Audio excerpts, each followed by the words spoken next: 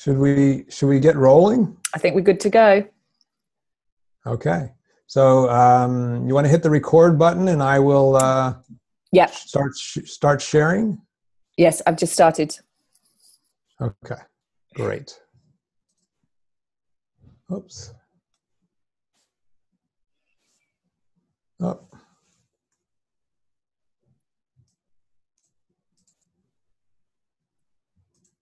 The tension mounts. Tension mounts, yes. Can you... Drum roll. Wait a minute. That's Do you want a not working. handbill? No, hold on. Oh, okay. I need to click a button here. All right. All right. Can you see my screen? Got it. Okay. So welcome, everybody. This is Will Thalheimer, and I'm delighted to be here. Listen, I want to tell you, this is going to be the most extraordinary webinar of all time.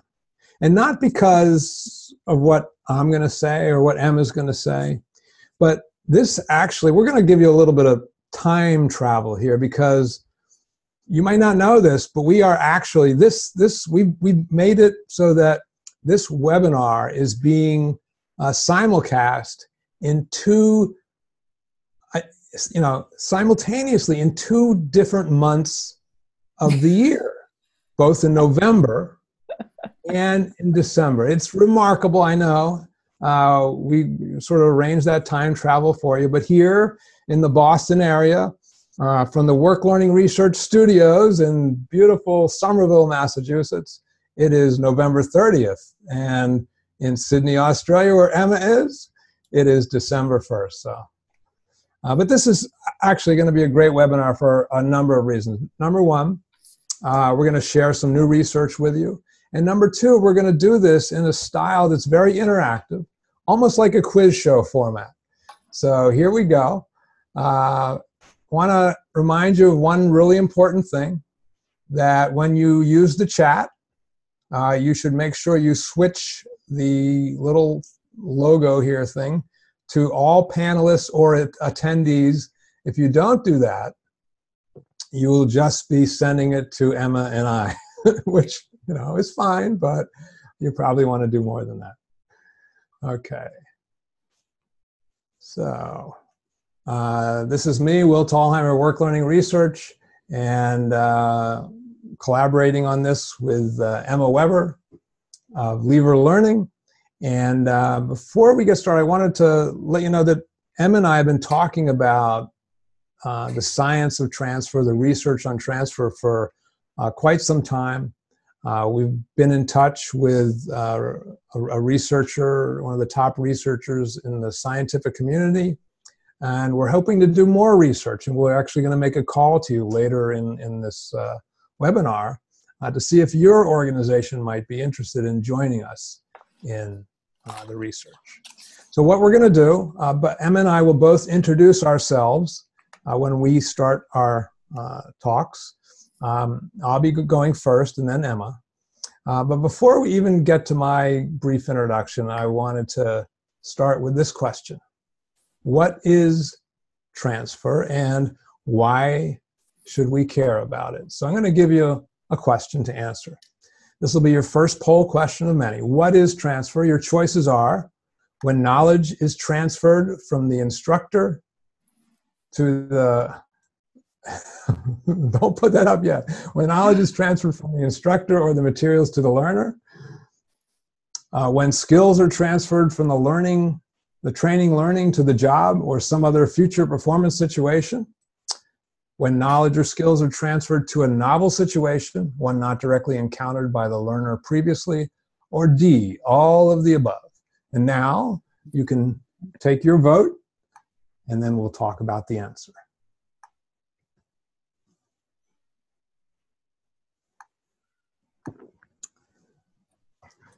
By the way, I got a little music for this interlude. I always think that, you know, we ought to have music, so.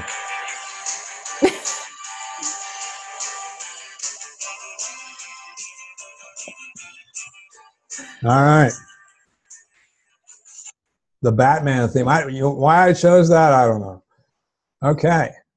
So, how are we doing? Are you able to see the results as they come in, Emma? Yep, absolutely. We've got 60, 70, about 70 people complete. So I think we're ready to end the poll. Last call for the poll. Oh, Diane, you've got an error, failed to submit. Most are getting through. Try again, Diane. Dan, we'll give you a second. But I think we're good to go. I'm going to end that poll. That's it. The votes come in. Okay. Can you show the results? Yeah. Okay. Wow. All right. So now I know there's a lot of instructional designers out there, and those of you who know that all of the above is always the right answer. It's not in this case. I'm sorry to tell you. All right. So let me put that off to the side. So the correct answer, the focus that Emma and I are going to take is on number B, when skills are transferred from training and learning to the job. Now, some people have the mistaken view that transfer is about transferring knowledge from the instructor or the materials to the learner. Now, researchers, some who do scientific research on learning and memory, define it as number C, transferring to a novel situation. But our focus, being practitioners, is on ensuring that when people get some training or go into a learning intervention, they come out of it and they actually are able to apply what they've learned to their work. All right, awesome. So now a bigger question. Why should we care about transfer? And we'll use the chat, and we could have a long discussion about this, but put your initial quick thoughts in there.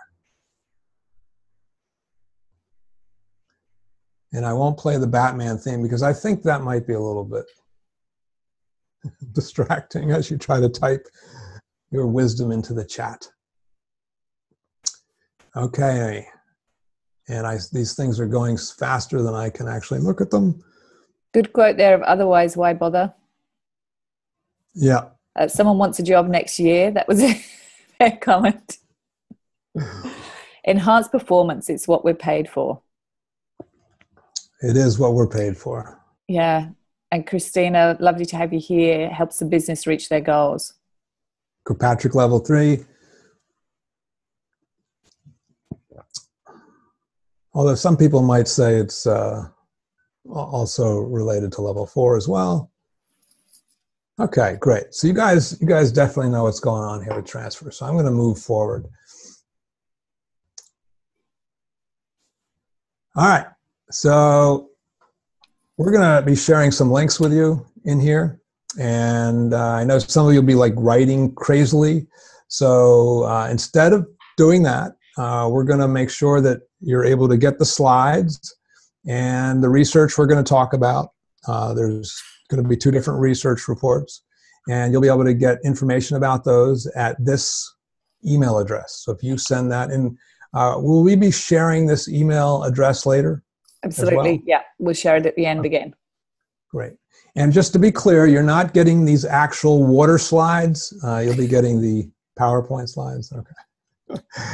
All right. So I'm going to introduce myself now so you know where I'm coming from. You'll know my sweet spots and my blind spots. Work learning research is my research and consulting practice. I've been doing is trying to bridge the gap between the research side and the practice side. There's wisdom in both camps, but sometimes we don't talk very well across that border. I spend a lot of time every year looking at scientific journals on learning, memory, and instruction, and then translating that research to help e-learning developers, trainers, instructional designers, chief learning officers, etc., support them in the work that they do. I do things like keynotes, other speaking engagements, workshops, learning audits, focusing a lot on learning evaluation as well, taking the research and trying to make it practical. Now, oh yeah, I know some of you have been following me for a long time, and you may not know this, but I'm moving all my 5 different blogs into one. I'm going to have one website, worklearning.com, so I wanted to share that with you. I create models like the Decisive Dozen, 12 most important learning factors, and you can take a look at that research here. The training maximizers model, 7 things that we ought to aim for when we deliver instruction. You can learn more about that at this link. This is the book that I've written on learning evaluation, particularly on how to develop better smile sheets. Kind of proud of that. I also create research to practice reports and give them away for free on the Work Learning Research catalog. The research that I'm done on transfer, I haven't finalized the paper yet, but I'm going to be sharing with you, before the paper's published, some of the insights from that work. It's not going to look exactly like this, but here's what I did in the research. First of all, it was an effort to quickly determine the factors that can be leveraged by workplace learning professionals to increase transfer success. And I'm not doing this from the standpoint like an academic researcher would to get it published in an academic journal.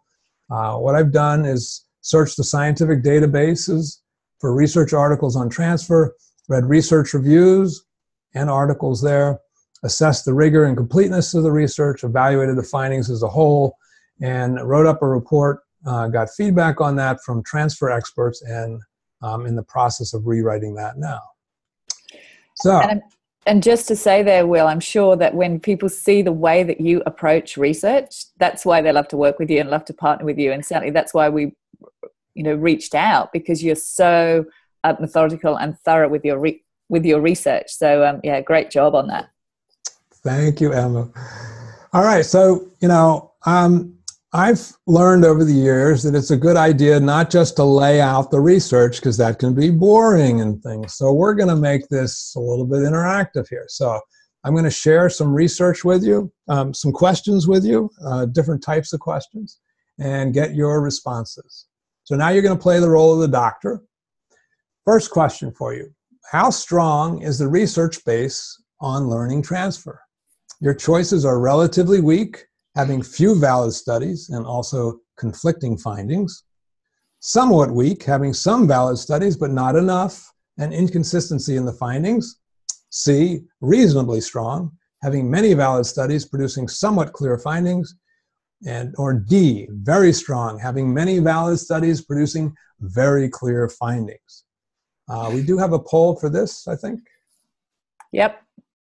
Okay. We're going to give you a chance to make a commitment to one of these choices. That's great.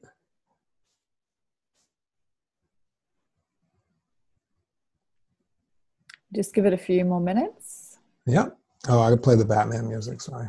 Let's go with the Batman music.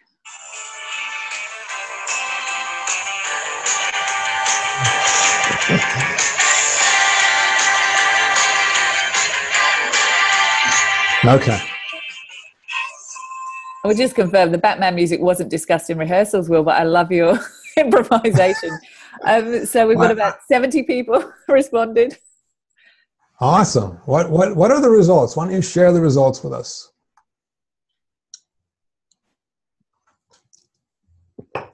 Okay, you guys did an excellent job. 52% of you chose B, and that is correct. That is correct. You might think, that over the years, we've been talking about transfer a long time, that the research should be really solid. And there's a lot of good research, don't get me wrong. Let me show you my conclusions.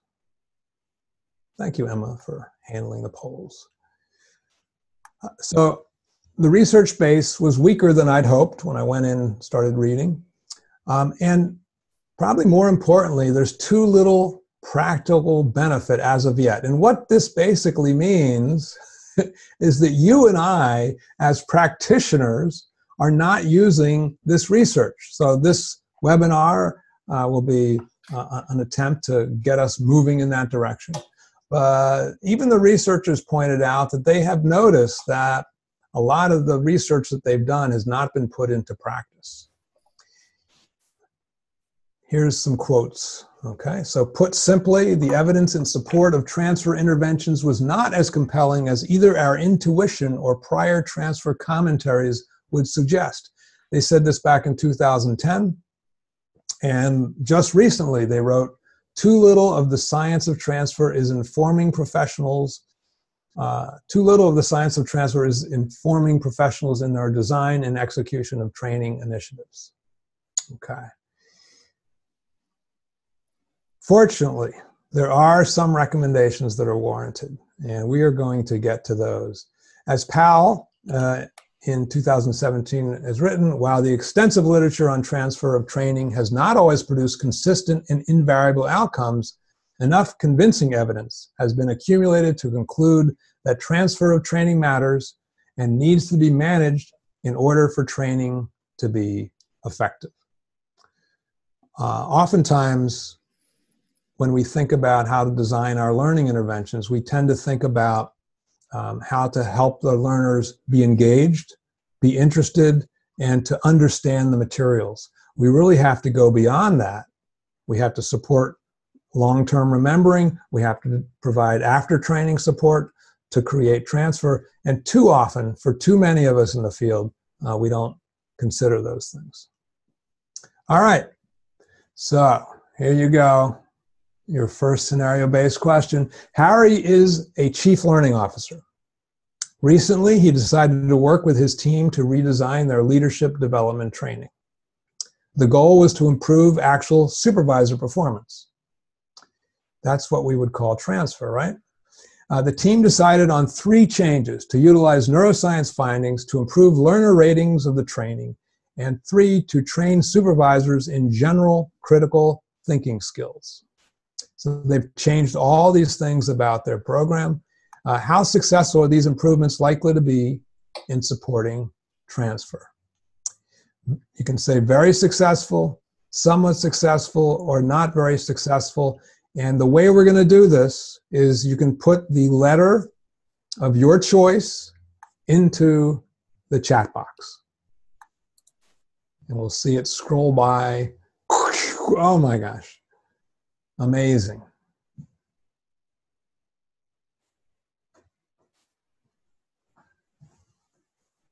Okay, I see some B's, lots of C's. Emma, can you count those up for me? Just kidding. Okay, I don't see any. The panic on my face there. This is a very discouraged group, I think. All right. So let's move on. This is kind of discouraging. Overall, Harry's team did not find much benefit to transfer. Objective metrics showed that supervisors were not much better than before the training. Still, Harry's team is undeterred. Which of the following is likely to be worth trying again? Neuroscience-based learning design, improving learner feedback ratings, or providing general problem-solving training. Oh, and let me give you a choice D, okay? I should have given you one of those. But you can choose A, B, C, or D for none of the above. Okay.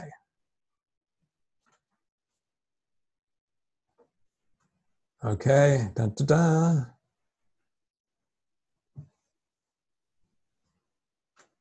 Somebody asked, what outcomes are we looking to achieve? Well, we are looking to achieve better performance by our supervisors. Yeah, there's no poll here. You have to use the chat. We decided to switch things up a bit so that variety is spice of life or something like that.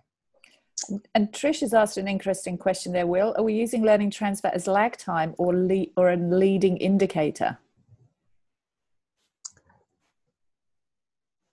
I'm not sure I fully understand that question, Trish. You might want to put a little bit more detail. Yeah, I don't know what you mean by lag time. The goal here was to improve the supervisor performance. Now, we're sort of glossing over what that means, but just assume it means that they're doing better in managing their people.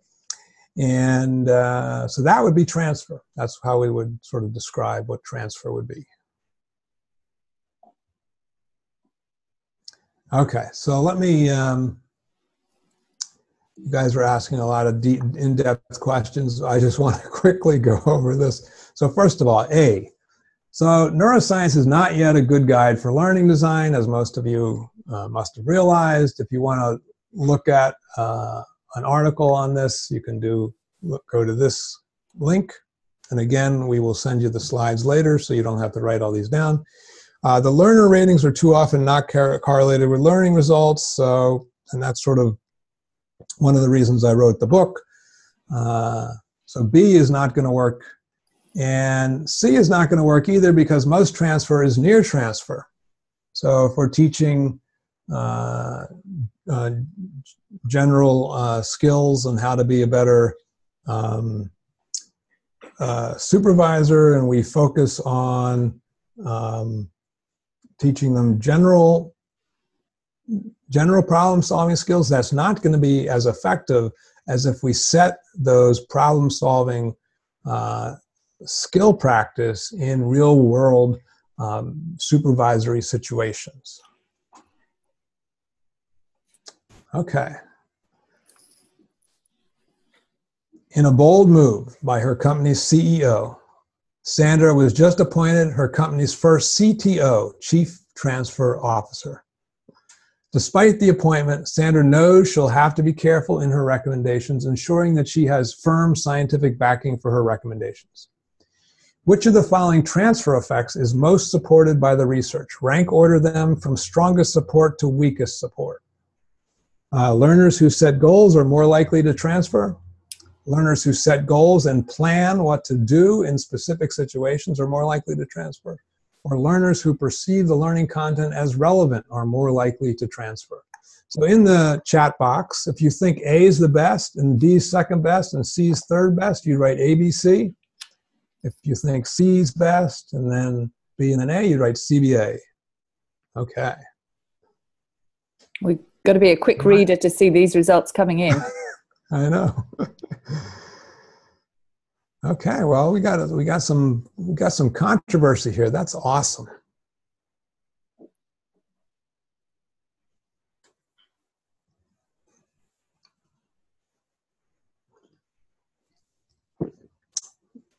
Okay, so some of you, looks like we're slowing down now. So, according to the research, B is going to be better than A, which is going to be better than C. So BAC is correct. I'll let you look at that for a minute to sort of reflect on that.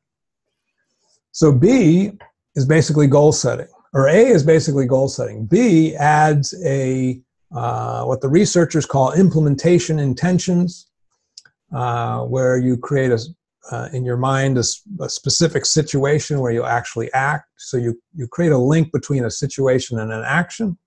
I call it triggered action planning, and you can Google that and find out more about that.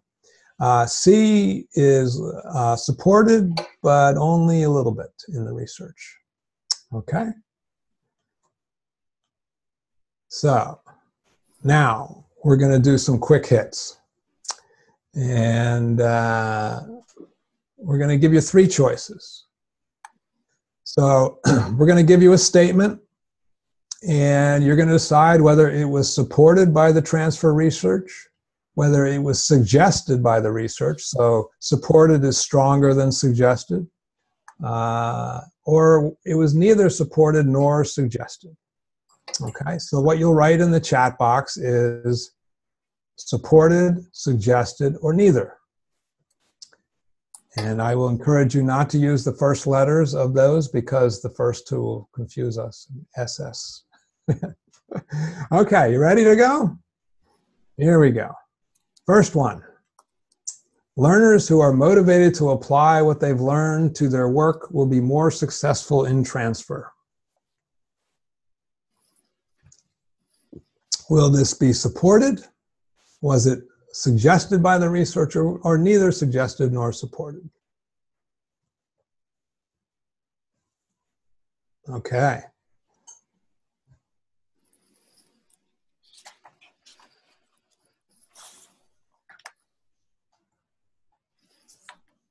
Okay, Miriam points out that it's not a proxy for learning. Okay. Question is it beneficial? All right, so a lot of supporteds, a lot of suggested, and the answer is supported. Okay. Sort of a big line right down here. So these are good, and this is like not supported or not talked about. All right, let's try the next one. Hooray. Okay, learners who receive post-training coaching will be more successful in transfer. Supported, suggested, or neither?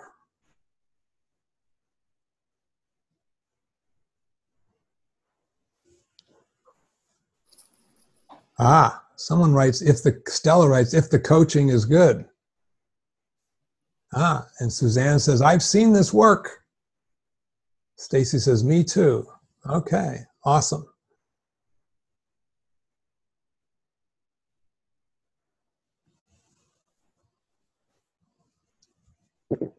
I see Cal Wick, the legendary Cal Wick's name included.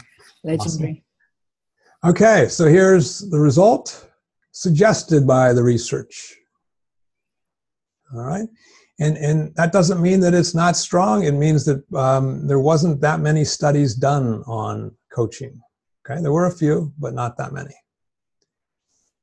And remember something about the research. A lot of scientific research is done by researchers, and the kind of measures they use are not transfer measures.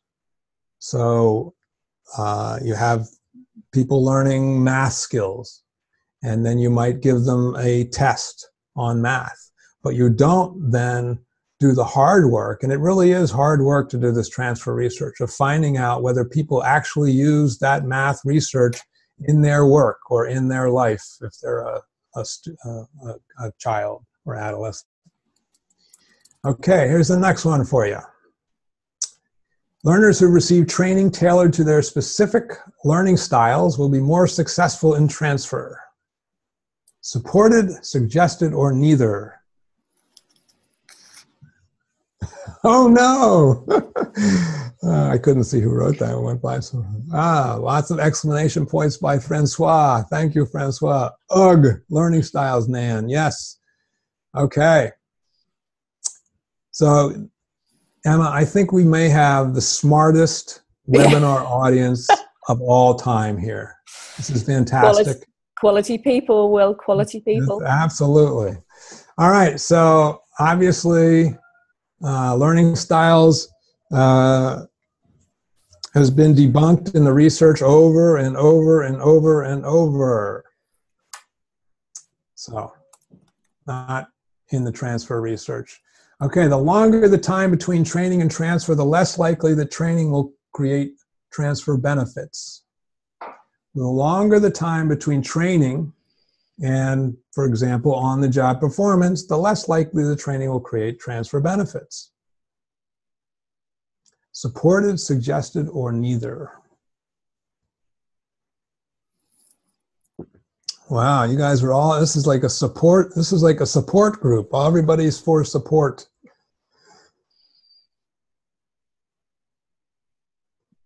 Awesome.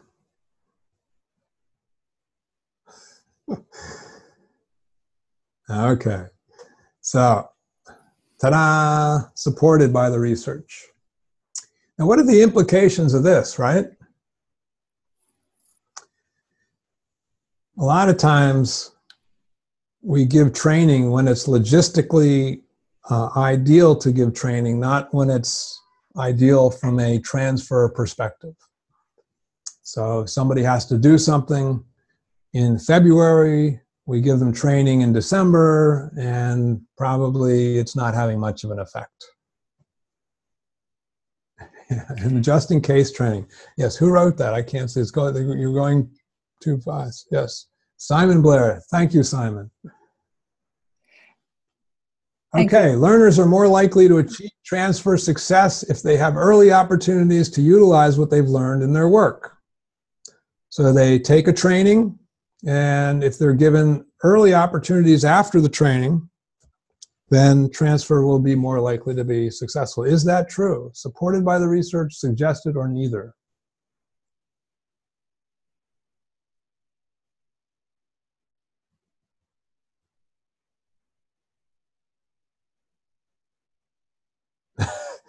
And Stella, I apologize, or I'm sorry. I don't take any responsibility, but I'm sorry for that Oracle database class that you took. All right, so what is this one? This is supported by the research. Okay. Learners who have access on the job to well-designed micro-learning nuggets are more successful in training. More successful in transfer. Oh, thank you. It's late in the day here. It's already dark here in the Boston area.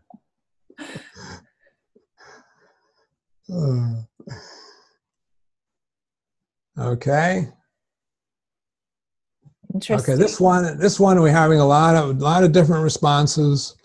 Suggested, neither, supported, define microlearning. Ah, Miriam, of course that's you. All right. So, as some of you know, I have a definition of microlearning that includes many different use cases. And you can't really tell from my description here, so it wasn't really fair of me to do that to you. But the truth is that microlearning is sort of a fairly new thing, and not much research has been done on it. That's not to say that some types of microlearning cannot support transfer. If you know my work, you know I talk about subscription learning, the idea of threading microlearning chunks over time to support remembering and to support transfer. I think it can possibly have benefits, but nobody's done research on that as yet. At least there's not much. And certainly the researchers haven't mentioned the word microlearning at all. Okay. A learner can learn poorly during training, but if motivated and engaged in subsequent on-the-job learning, he or she can be successful in transfer. Ooh, this should be a good one. What do you think? Supported by the research, suggested by the research, or neither?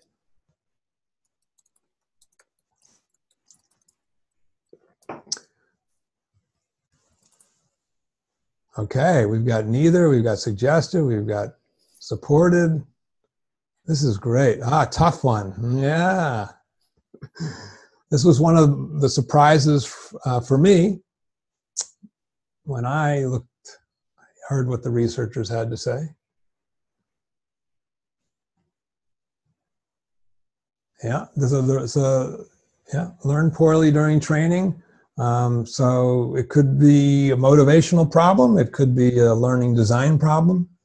But can a person recover? Can they still perform well on the job and be successful in transfer? That's what this is asking. And drum roll, please. Here is the answer. This is supported by the research.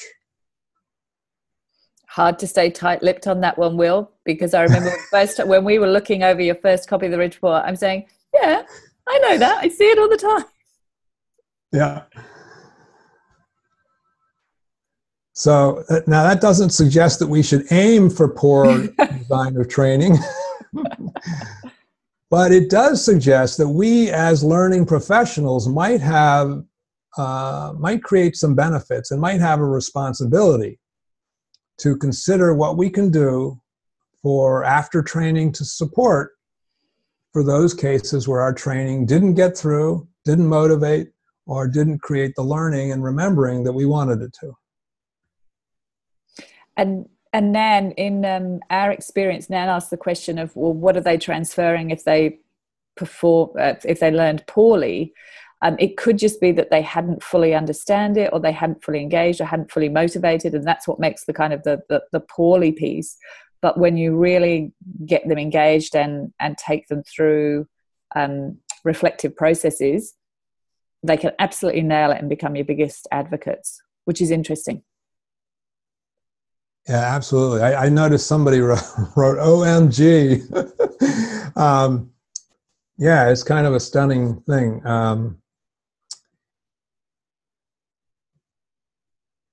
Stella asked, well, wait a minute then, should we just ignore training? Well, it could be in some circumstances we should not train. We should do other things. Job aids, performance support, maybe not training, but apprenticeship or mentorship, etc.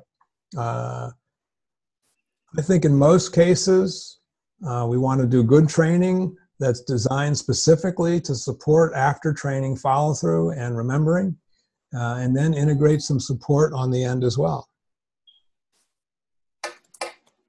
Okay. Let's see if we have any more. Okay, learners who have supervisors who encourage, support, and monitor learning transfer are more likely to successfully transfer. Is that supported? Is that suggested? Is it neither?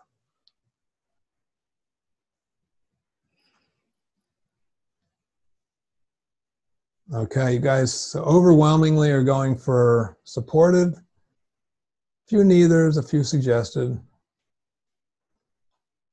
People are typing supported so much they can't even spell it anymore. Okay, great. Supported. Yeah, this is one of the strongest findings. And as a former leadership trainer, it makes a lot of sense to me that our managers can have a profound effect on whether we as employees transfer what we've learned to the job. There's so many supports they can provide: coaching, encouragement, reward, acknowledgement, bringing the team together. I mean, just, setting goals, all kind of things that supervisors can do. That doesn't mean that they always do it well, but it does mean that we as learning professionals ought to think about how to engage those supervisors. Okay, so we'll send you this link later, but I just wanted to let you know when the transfer research review that I'm working on is done, you'll be able to get that. And if you want to get a reminder, you can sign up for my newsletter at this website. Now it's my great pleasure to turn it over to Emma, who's going to take it from here. Good stuff. And Will, maybe if you can keep doing your slides on this screen, if that works with you, to save, Sure. That would be awesome. And so guys, Will, we've now got 100 people on a webinar who are just so eager to get that report that we just can't wait to see all the details and the background. So I've been lucky enough to have a sneak preview, but every time that sort of Will and I talk about it, or he shows me the report, he said, but there's more research coming through. We have to keep adding it in. So we're really looking forward to that coming out. And I think it's going to make a significant contribution to what people are trying to do in the transfer area. So as Will said earlier on, we're both going to introduce ourselves at the start of our section. And for those that don't know me on the webinar, I'm the CEO and founder of Lever Transfer of Learning. And we are obsessed with learning transfer, and we only work in the learning transfer space. Our methodology is called Turning Learning into Action, and we're just really committed to helping organizations get better results from learning. And we have a very big vision and mission to make a difference in learning transfer worldwide, ensuring that learning is used to improve business impact. So love to chat learning transfer at any time, and I can talk for hours about it, especially with Will. we do get into these conversations. What I thought would be interesting today was to share some of our, it's not a scientific research paper, but it's a piece of research that Mark Arneal from Lenton and I conducted earlier on this year.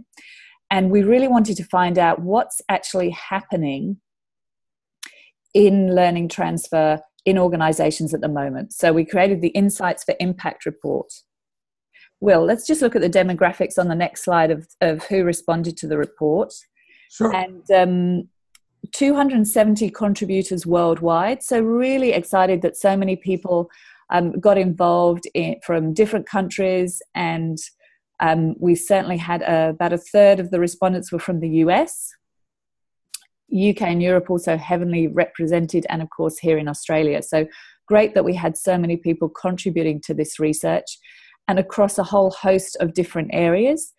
So different industries and also different roles. So in the main, learning professionals, but we also had people from other parts of the business contributing. So great that other parts of organizations are also getting involved in transfer.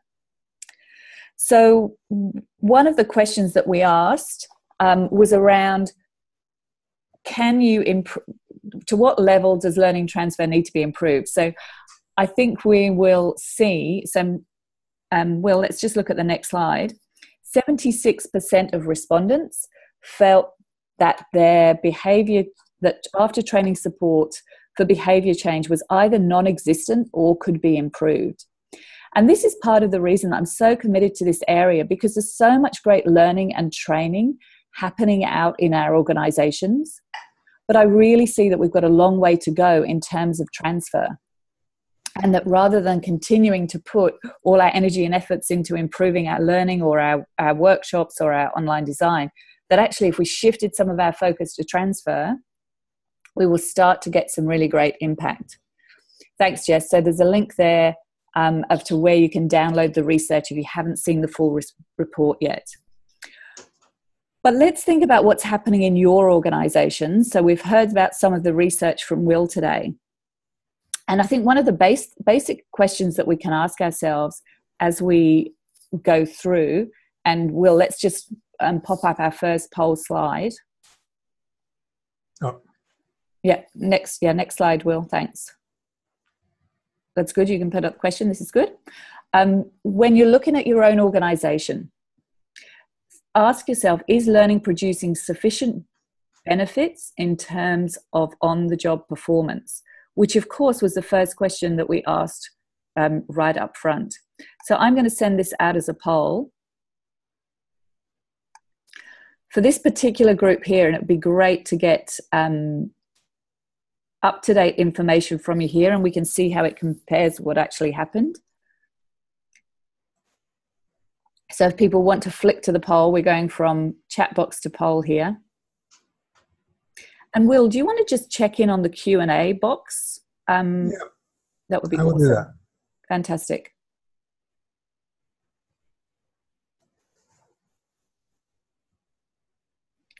Great. So let's just have any more answers for the, is the financial investment your organization makes in learning producing sufficient benefits in terms of job performance? So we've got extremely beneficial, general, sufficiently beneficial, or we really don't know. Okay, well, I think excellent. So we're working with Lynn, doing some turning learning into action at the moment. Lynn, lovely to have you here today. Let's end this poll and have a look at the results. So interestingly, today, 54% are saying we really don't know whether our investment is making the benefit in terms of job performance, which I think is, a really savvy group. We need to worry about that. And I'm sure it's something that we're all actively trying to do differently, which is why you're engaged in this kind of conversation this morning. We've got 24% saying generally beneficial. Will, if you can switch to the next slide, and I'll stop this share here, we can see the actual survey results. So we had got 45% of people thinking it was generally beneficial, 29% we really don't know. So slightly different to today's audience, but still a real area for growth there in terms of us actually creating the on-the-job performance, which as we kicked off, we said that's the reason that we're investing in learning and having learning in the first place. And Emma, can I ask you? Sure. Who was answering this question? Were these folks mostly workplace learning professionals answering the question? Yes. Yeah. So when I look at the results, I'm a little, people think theirs is beneficial. That makes sense. They've been working it. They're putting the sweat in. But to me, it's remarkable that 29% who are working in our profession think that we don't really know the answer to that question.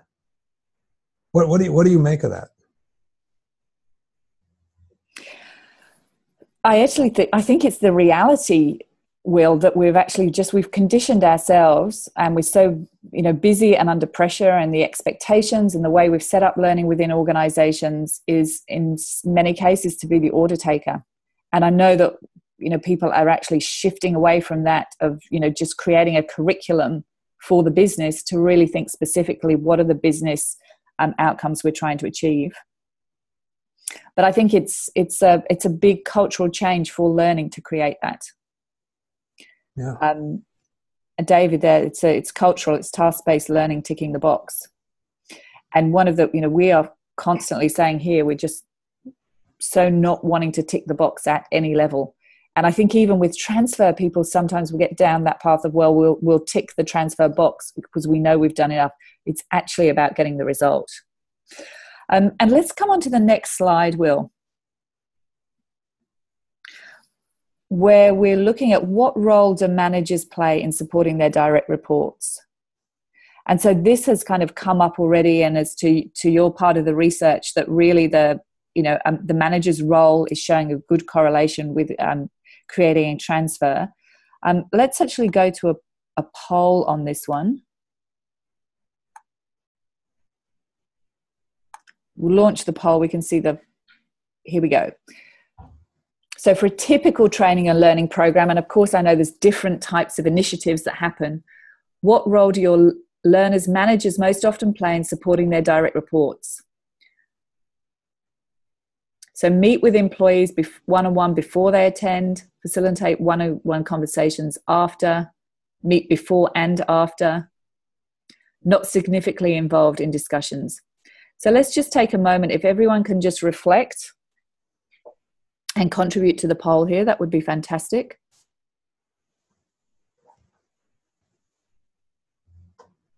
And they may be doing more than one of these, but this is the one that they do the most, right? Yeah.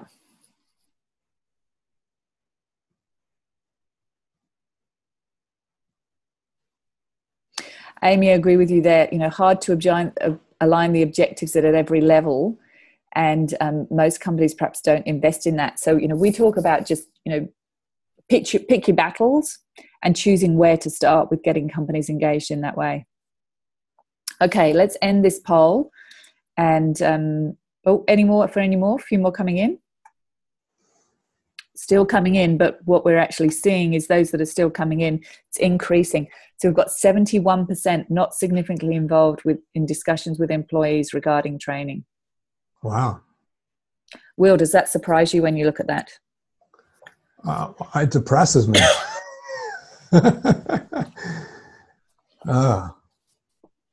It doesn't, I guess it doesn't really surprise me. Well,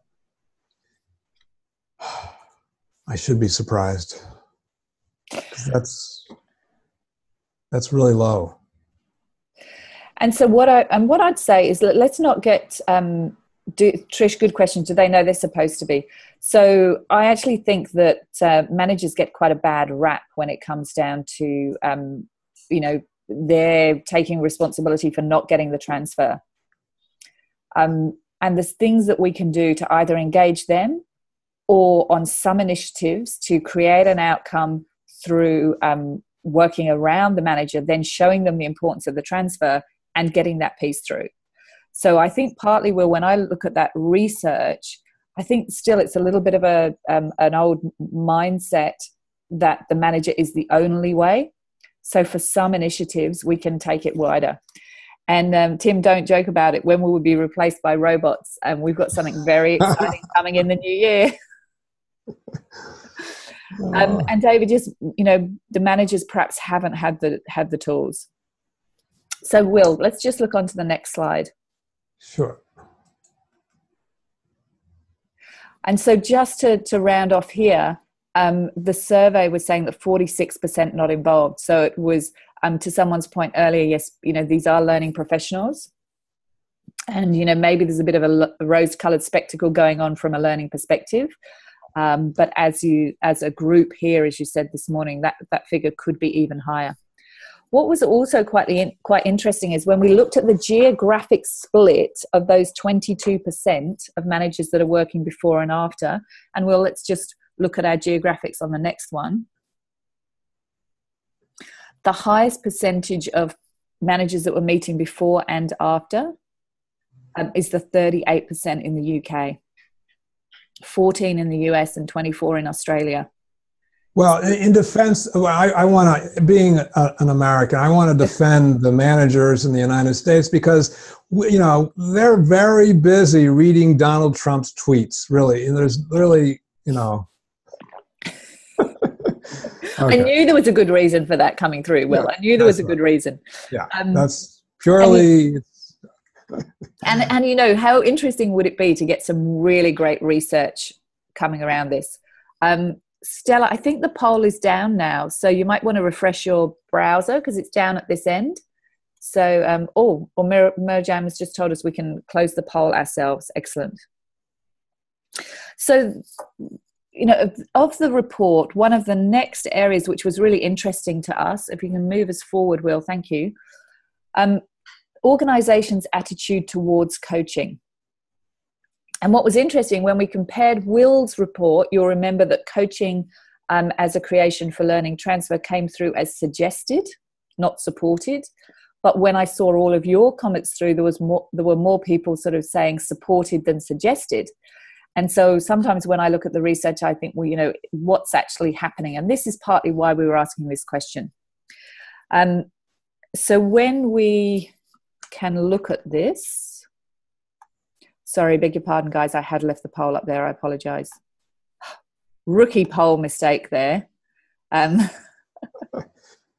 Let's just do a final poll on your organization's attitudes to coaching. And it'll be interesting, particularly when we're saying at the low level of manager involvement. So we can just take a moment to look at their organization's attitudes towards coaching. Do leaders practice and demonstrate coaching at every level in your organizations? Regularly coach their direct reports? Trained coaches but have seen limited evidence of coaching? I think that's an interesting one to consider. Use external coaches for all level of leadership. External for executives. Heartbreaking. We've utilized coaching, but coaching has not produced the benefits we'd hoped for. For the most part, coaching is not utilized. So let's just take a couple more minutes on this one. There's still a few more results coming through.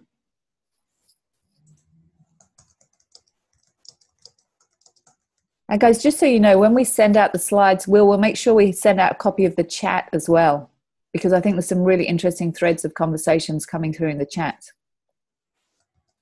Okay, is everyone done with the poll? Fantastic. Thank you, guys. Let's see these results. Okay. So for the most part, coaching is not utilized in our organization, 60%. And, you know, this would be fascinating, wouldn't it, to go down to a geographic splits, to look at country size. But I, you know, as I say, can talk about this for hours. And I'm conscious of time. Where you've got the 6 people, congratulations to you, who are saying leaders practice and demonstrate coaching at every level. David, good point on 70-20-10. It's strange if we're seeing that when people are looking at that as a way of working. What's interesting is the survey that we did, and Will, if we can just go on to the next one, we'd got 25% of respondents from our 270 said that leaders practiced and demonstrate coaching at every level. And Will, if we go on to the build, what we actually did when we looked at that 25%, it was almost double on every statistic for that part, the section of those people, in terms of the learning and transfer impact they were having, and how their budget was increasing. They were viewed as strategic partners. And Susan, it's interesting to see how attitudes towards coaching has changed. Our turning learning into action methodology, it's got coaching at its core, but is designed specifically to support coaching, because there's so many different types. So I'm going to flick through here. Will, I feel we need to just talk to people about the opportunity. So, you know, when you're looking at what you need to do for transfer in your organizations, really acknowledge where you are at now. Don't try and build transfer for a fictitious base that doesn't exist. If you're relying on your managers, if they haven't got the skills, you have to think differently and assess the different requirements. And moving forward, Will, we've got different options for low, medium, high in terms of how you can really focus about shifting to better results from learning transfer. Will, do you want to say a little bit about what we're trying to do with Jason? If we look at the next slide, we see that this is a really big opportunity to coming forward. You know, we have a mission for creating a difference learning transfer worldwide. We need more higher quality research.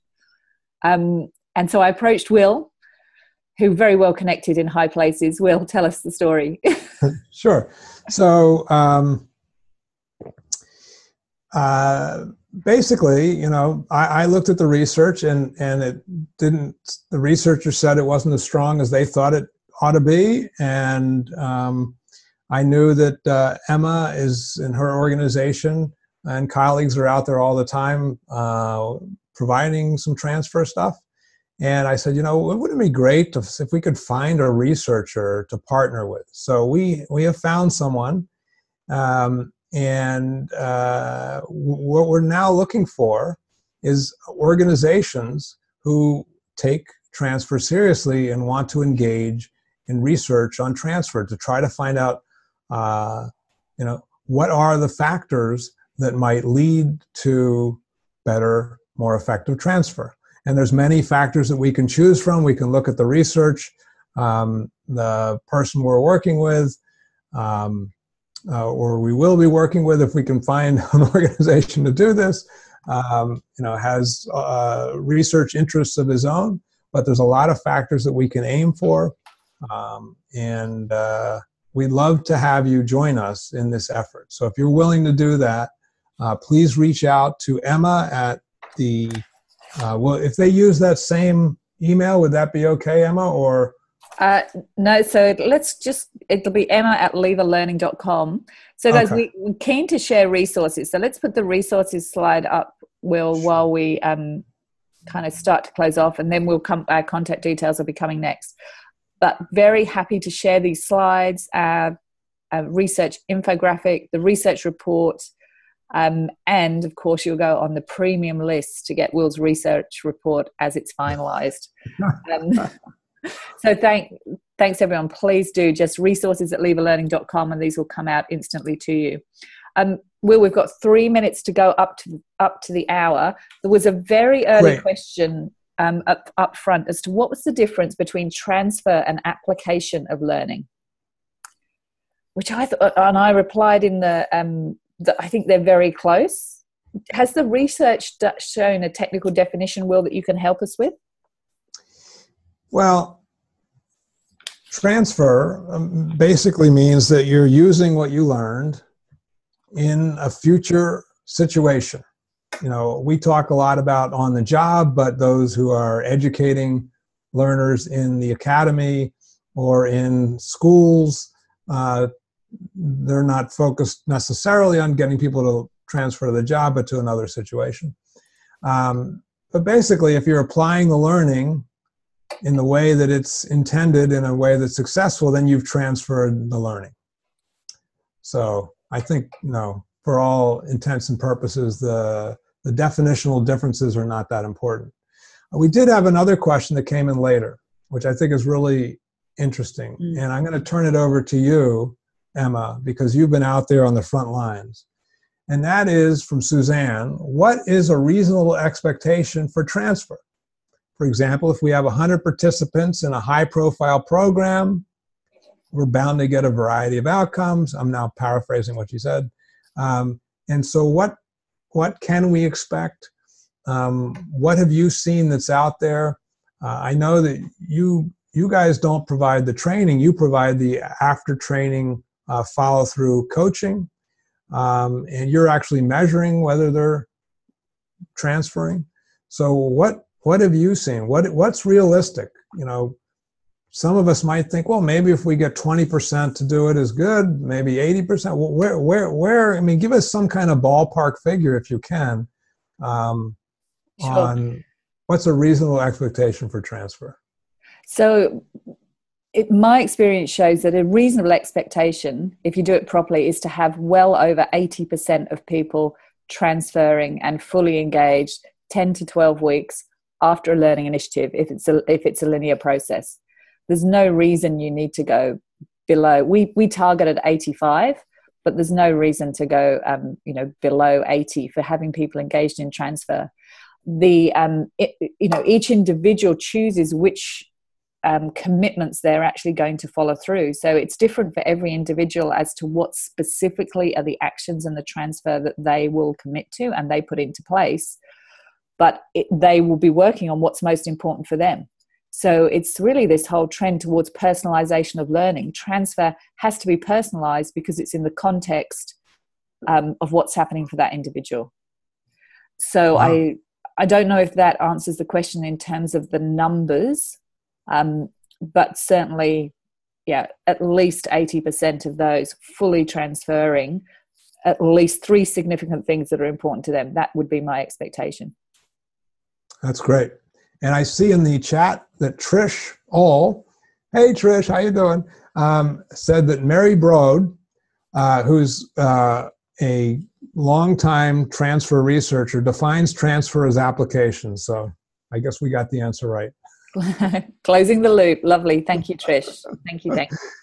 And guys, I'm really happy. There's been some really rich conversation going in this chat box. I only wish we had longer, or we were all sat around a table with a nice cup of tea or coffee, just really getting stuck into this. If anyone wants to have just a chat or a brainstorm or share ideas, I'm really open to that. Absolutely. Me as well. Do we need to wrap this up or can we let it go? Or should we? There's some interesting things coming through on the chat box. So let's thank people. If you have a firm time commitment, if you're here on the East Coast, you may need to go home and cook dinner, for example. It's been a pleasure to have you. If you want to stick around, Emma and I are more than willing to chat some more. And awesome. Thank you, guys. Thank you. Really great to have you here today. And if you have a question or a comment, if you could write question or comment in big, bold letters, maybe capitals so we can see it around the thank yous. We don't want to miss it. Or you can use the question form where we're more likely to see it, actually. David, I have not across David Perkins' work on making learning whole, so I'll take a look at that. Happy to come back to you on it. And guys, just that thing about this, is the 20% the scrap learning of the 80% that don't transfer? What I actually typically see, it's people leaving the organization. So that's what really makes up our balance of our 85%. It's people that actually leave during that 3 months after a learning experience or a learning program. And of course, it all depends if it's cyclical. What we also find is, and this is, Will, to your interesting point on the research about the if you've got an unmotivated or a learner that learned poorly, I sometimes find that they then become the biggest advocates. And so that's why I think we can get to that 85%, because actually when you can get in with that particular individual, they can suddenly become the biggest fan of learning and change. Emma, I'm noticing there's a lot of Q&A here in the question box. One of the questions is there have we done a little write-up about this research opportunity so that people can maybe take that back to their management, find out if there's interest? And I don't think we've done that yet, but we will. How about that? Yeah, that's a great idea. Yeah. Great idea. Thank you, guys. Other people are asking us if they can email us, and yes.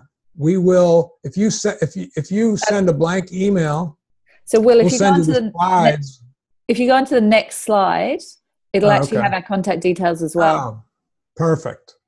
So there you go. So really happy to chat with people further. Always love a good brainstorm around learning transfer. Stacey, isn't that lovely? It's the best webinar Stacey's attended. Didn't we say it was going to be great? Will, you led the way on that. Thank you.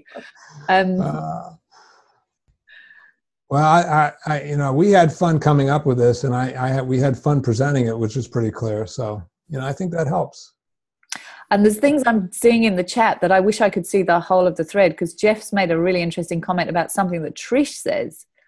about coaching being a form of remediation versus coaching focused only on high potentials. Jeff, we work across the board with people with our turning learning into action approach. And I think that's the joy of linking a coaching-based approach with learning, because it's much more focused and you've already had the ahas and the high level of insight through the learning. So it's a really dynamic way to work. Nancy asks, I work with people who volunteer for learning, nonprofit board members and the like, who don't really have managers.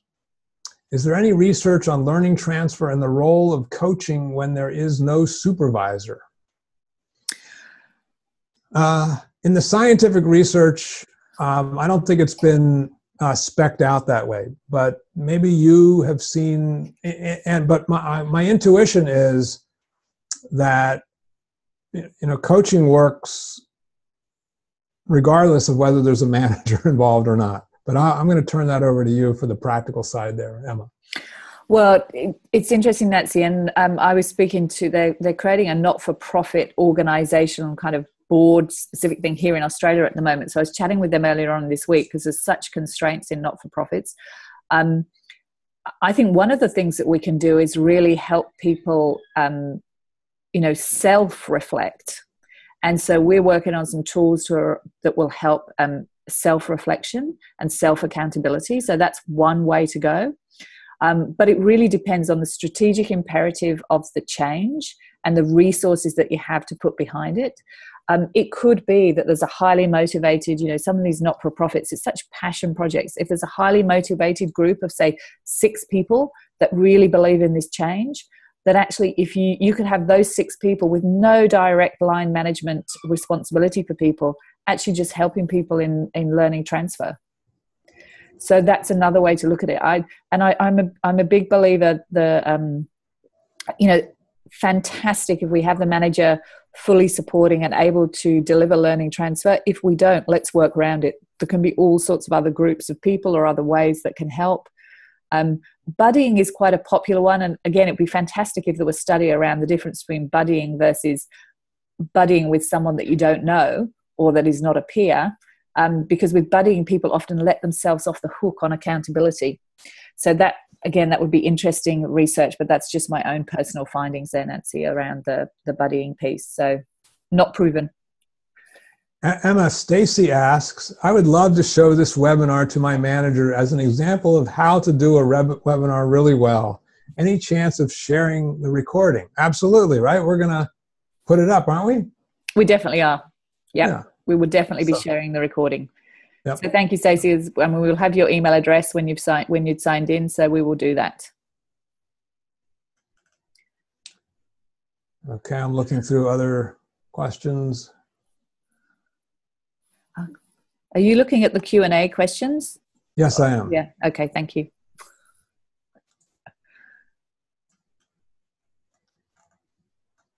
Yeah, I haven't really learned how to use this the interface yet, but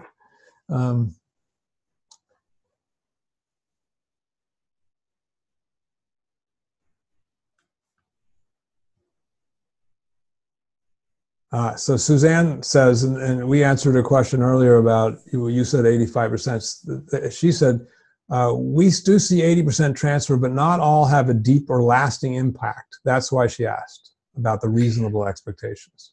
So I think that's a very good point. There's sort of short-term transfer and long-term transfer as well. So when we talk about there being 3 stages to the transfer, the first is preparation, the middle stage is action, where the transfer actually takes place, and then evaluation. I think that when it comes down to setting up the preparation piece, it's about getting people to commit to what is going to have a deep or lasting impact for their role in their context. And so the more that you can get that preparation, i.e. what people are committing to and taking away that will be valuable over a long period of time, the better outcome that you will have. So Suzanne, happy to take that offline if you want to discuss that further. And I'd be keen to hear about the action learning component, because I think it's fascinating to think of the difference between learning transfer and action learning, and how those two either kind of are the same or different. So keen to have a conversation if you're open to that. Miriam, I'm doing most of my answers verbally in the Q&A. Oh, yes. I don't know whether those answers are shared overall in Zoom, but we can certainly, I will try and get them copied, Miriam, and put them as part of our email out. Okay. I don't know. I think we more or less covered everything. Excellent. So, great. Thank you, guys. Thank you for staying for chat and for asking some really great questions. It sounds like there's some really good conversations happening out there and some really great work being done. So awesome to have so much great interest in the research. And thank you so much, Will, for leading the way on this. Really good to work with you. Thank you, Emma. Always a pleasure working with you. Excellent. Well, we wish everyone around the world a great day, a nice evening, a good night's sleep, wherever you are indeed. So thanks for joining us today, and we'll absolutely get the recording and all the details out. Best wishes, everyone. Cheers, Will. Bye. Take care, everybody. Bye-bye. Emma, question for you. Oh, maybe you left. Yep. No, do you want me to stop recording? No, you can stop recording, but I wonder